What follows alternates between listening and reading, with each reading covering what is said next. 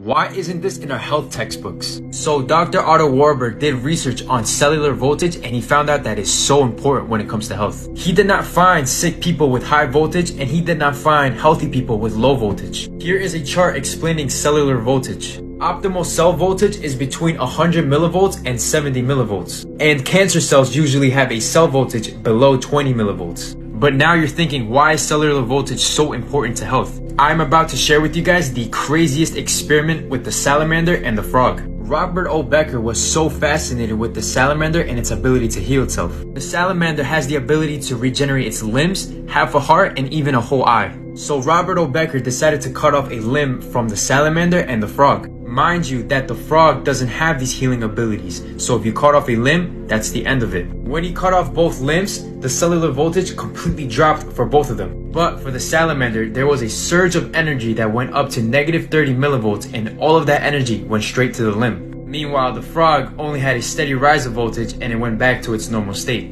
And Robert O. Becker discovered that this surge of energy is what stimulated this regeneration. So Becker wondered, if he supplied a current to the frog stump, will it cause regeneration? And when he supplied a low frequency and a low intensity current, you know what happened? The frog regenerated its whole limb. When Nikola Tesla said, if you want to find the secrets of the universe, think in terms of energy, frequency, and vibration.